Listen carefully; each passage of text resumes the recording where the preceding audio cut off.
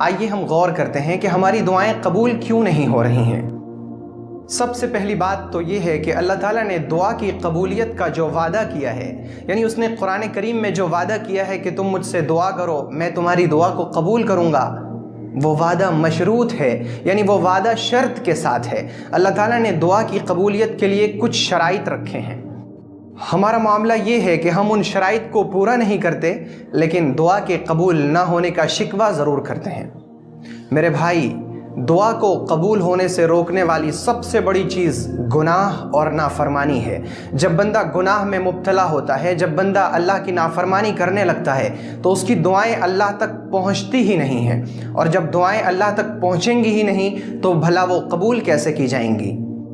روایتوں میں آتا ہے کہ جب آدمی اپنی ذہنیت کو بری کر لیتا ہے، وہ زبان سے بری باتیں بولتا ہے، دوسرے کے لیے برا سوچتا ہے،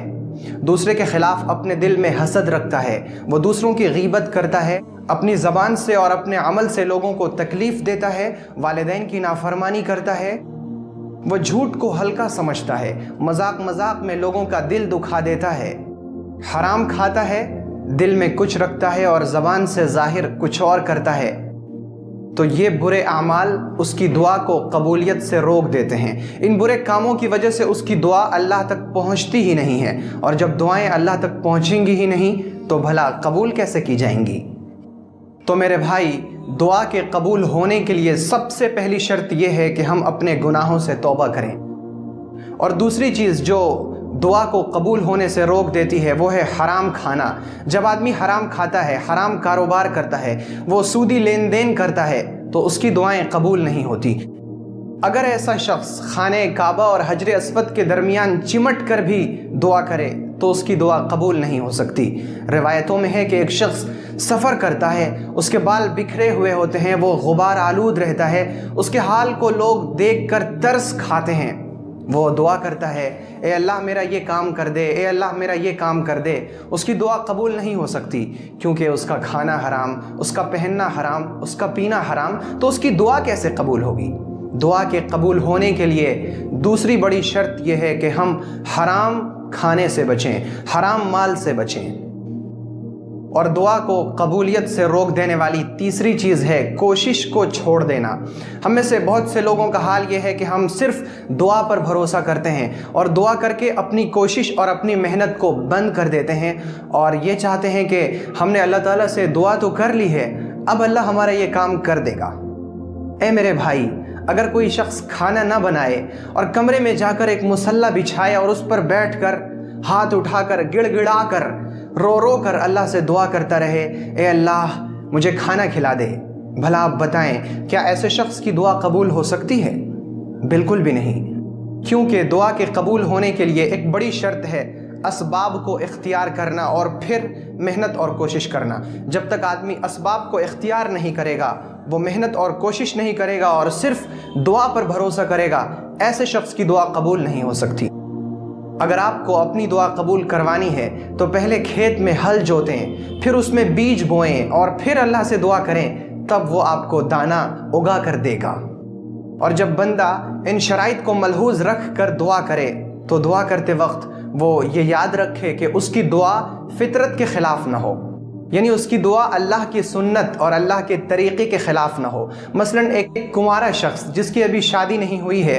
وہ خود بھی دعا کرے اور اللہ کے بڑے بڑے ولیوں سے اور بڑے بڑے بزرگوں سے مل کر ان سے دعا کروائے کہ آپ ہمارے لیے دعا کر دیں کہ اللہ تعالیٰ مجھے اولاد کی نعمت عطا فرمائے۔ آپ بھلا بتائیں کہ کیا اس شخص کی دعا قبول ہوگی، یا بڑے بڑے بزرگوں اور اللہ کے ولیوں کی دعا اس شخص کے حق میں قبول ہو سکتی ہے؟ بالکل بھی نہیں، کیونکہ اللہ کی سنت یہ ہے کہ اولاد کے لیے پہلے شادی کرنی ہوگی، اور ان شرائط کو پوری کرنے کے بعد جب بندہ دعا کے لیے ہاتھ اٹھائے تو وہ پورے اخلاص اور اللہ کی محبت کے ساتھ ہاتھ اٹھائے، اور وہ یہ یقین رکھے کہ میں جس رب سے مانگ رہا ہوں وہ سب سے بڑا ہے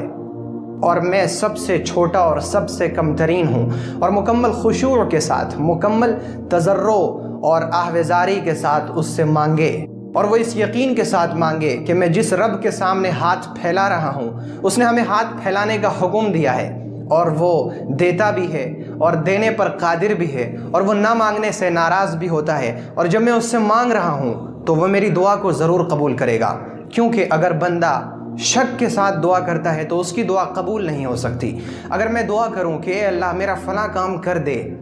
اور میں خود بھی شک میں رہوں کہ پتہ نہیں اللہ تعالیٰ میری اس دعا کو قبول کریں گے یا نہیں، تو میری دعا قبول نہیں ہو سکتی۔ اگر مجھے اپنی دعا قبول کروانی ہے تو مجھے پہلے اپنے دل میں یہ یقین پیدا کرنا ہوگا کہ اللہ تعالیٰ میری دعا کو ضرور قبول کرے گا،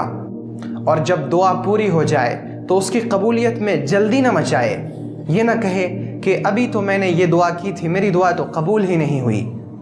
میں نے اللہ سے یہ بھی مانگا تھا مجھے یہ چیز ملی ہی نہیں، میں نے اللہ تعالیٰ سے یہ دعا بھی کی تھی میری یہ دعا پوری ہی نہیں ہوئی۔ کیونکہ حدیث پاک میں ہے کہ جب بندہ اپنی دعا کی قبولیت میں جلدی مچانے لگتا ہے پھر اللہ تعالیٰ اس کی دعا کو قبول نہیں کرتے۔ اور اے بھائی،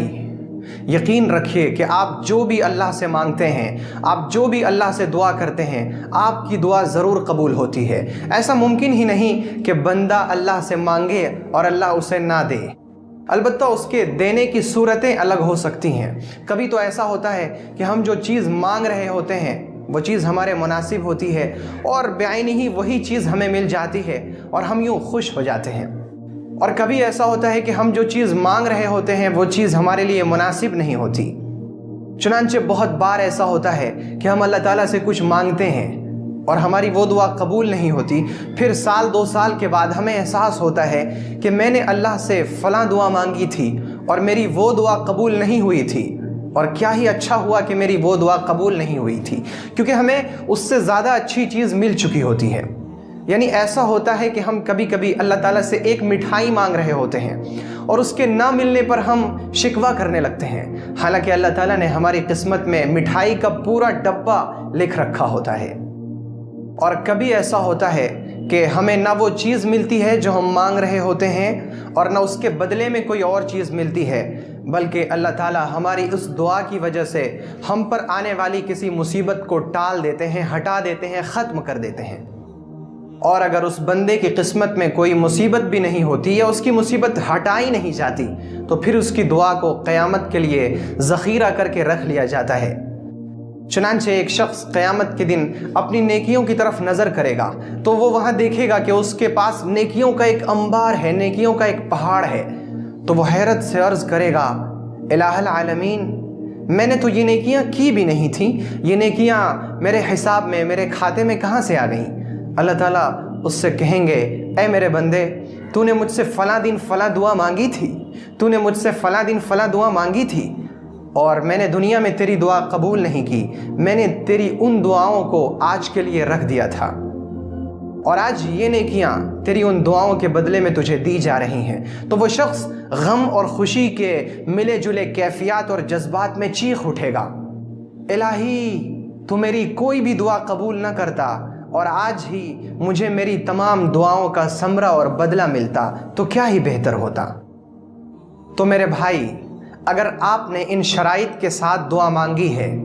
تو پھر آپ اپنے دل سے اور دماغ سے اس بات کو نکال دیں کہ آپ نے دعا کی اور اللہ نے آپ کی دعا قبول نہیں کی۔ آپ کی ساری دعائیں اللہ نے قبول کی ہیں۔ اگر آپ کو یہ ویڈیو پسند آئی تو ویڈیو کو لائک کریں اور اسے اپنے دوست و احباب میں شیئر کریں، اور تازہ فکر سے جڑے رہنے کے لیے چینل کو ضرور سبسکرائب کریں، اور نئی ویڈیو سب سے پہلے پانے کے لیے گھنٹی کا بٹن دبائیں۔